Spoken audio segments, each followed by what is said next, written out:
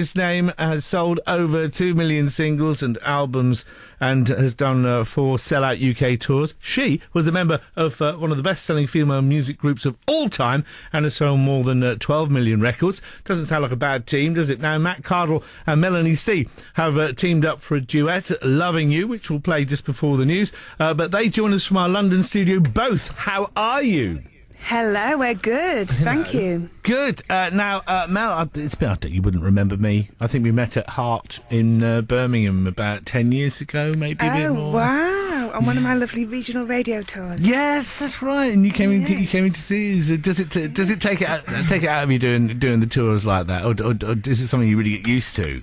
Do you know what? It's so important to have the support from regional radio, and both Matt and myself have been really lucky over the years having that, and especially with this song, it's been received so well. So it's good to get out there and meet the DJs playing the songs, and it's really fantastic if you can go out there and perform and do some little acoustic sets. Now, Matt, we were talking about your sellout tours, but I'm just trying to think of what the responsibility is like for that when so many people have paid, not just paid to come and see you, but have taken the time to travel to see you. Do you actually feel that on your shoulders? What's that like? It's a strange feeling, and it's one that I wanted to get used to as quick as possible. Obviously, with the bands that I was in before X Factor, I mean, we had a kind of a following that came around to see the gigs and stuff, but they weren't paying that much money, and they were kind of a lot of friends and stuff like that. So it was a bit more relaxed, and whether I sucked or not was not, was less important. I don't believe that you've ever sucked. No, well, I hope not anyway, or maybe once or twice. I know I have, but it's one of those things. I remember when we did the warm-up tour for the first album launch gig and watching everybody sort of lining up outside, and it was really quite a humbling experience, watching everybody kind of filing in, and it's not just the fact that they've bought a ticket, that they've spent their time, that takes time to come. You're not just seeing that hour and a half, you're travelling, you're getting your drinks, watching the support act and everything like that. It's a whole night out, and it's really sweet that people do that. It has to be said, I'm not going to say where the show was, but I remember walking out and overhearing somebody saying, well, that's 3 hours of my life I'll never get back. And that wasn't one of our shows, that was somebody else, right? When you two first met up, what was that like? And did you sort of hit it off straight away, or how does it work when you get two artists like yourselves? Well, the first time we met was at the X Factor, actually, but it was the year after Matt had won, and we were sat next to each other. And I think we've always kind of just hit it off, really. We didn't really get to know each other for a little while, but our paths kept crossing, and we were both performing at the Isle of Wight Festival last year, and we've both seen each other this year doing acoustic sets.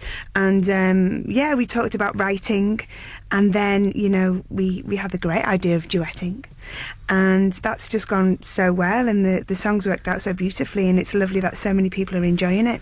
Yeah, but the Isle of Wight Festival, I want you to tell me a little bit more about the feeling there, because if you go to another festival and you want to move on or something happens, you just get in your car and disappear. But the Isle of Wight, it's just a bit more difficult. You have to build a raft. Yeah, to be honest with you, it's such a lovely festival, because I've been to quite a few, and it's quite family orientated, and I like it. It's it's laid back, and there's just a really nice vibe. Some of the lovely festivals can be quite hard going, but no, that's a nice one. I want to know, Matt, are you a festival goer? Never mind about a performer. Do you like going there? Are you okay with the blue portable toilets? Are you all right with warm beer and whatever? Yeah, I'm absolutely fine with it. I started going to festivals really young. I remember my first proper one was V97, and I saw like Green Day and Foo Fighters and Placebo in their heyday and things like that. It was amazing. No, it's great. I mean, when we were at Isle of Wight, to be fair, it was ridiculous. I was wearing a pair of white chinos, basically, and I was like, I'm not at a festival at all. I've got like some brogues and some white chinos on, standing in like the artist section overlooking the crowd. I wasn't at the festival. I was just playing. So. No, my idea is just turning up wearing a modified Hessian sack and some baling twine to stop it falling down. Melanie, do you like giving it the big one as a member of the crowd when you go to a festival, or do you prefer getting on stage and being the performer? Oh, nothing beats being on stage. it's it's the best feeling in the world, and it's incredible to play a festival because it's huge. It's some of the biggest crowds you'll ever play. But I love going to festivals as well. Like, I can't say I'm a camper. I like to do it a bit more luxuriously. But it's fantastic to be in an environment with loads of different styles of music, loads of bands, and it's exciting. You meet up with friends and you choose who you're going to go and see and what stages you're going to go to. It's a great experience. Don't they call it the next stage up from camping? Isn't it glamping? Yeah. Have you heard that? A bit of glamping. Do you do a bit of glamping then? Are you okay with that? I've just been on a bit of a glamping holiday, actually. Oh, where'd you go? I went to Spain. Ah, how lovely. It was very nice. Oh, I bet it was. You see, it's just those little, I don't know if you're the same, Matt, just one or two little creature comforts that I'd like to try to insist on. Like a private... Absolutely, like a toilet. Toilet, just that's all. A toilet's good. Yeah, a shower, your own shower. Toilet roll. A toilet roll. I can feel the interview slipping away. I went to funny places in my head too. Yeah, it's catching. I think you're catching our thing. I think we'll try and rein this back in. Let's do this. No, when it comes to doing a duet, getting together and teaming up like this, so do you actually share management? Do you do and PR and what have you? How does it all glue together? We don't share anything. We don't even share drinks. Mel's got this funny thing. Don't tell me this is the first time you've spoken to each other in 3 weeks. First time we've been in the room. No, we both have individual management, but this song is the first single from Matt's new album, so it's his baby, and I'm just along for the ride. All right, there you are. So very blunt and honest about it. Do you enjoy the TV stuff? Do you enjoy turning up on chat shows and doing something like the One Show or something like that? Is that good fun to do? Yeah, it can be. I mean, it depends. I mean, there's so many aspects to working in music, and I think Matt probably feels the same as me. Like, performing and being on stage is the best part of it.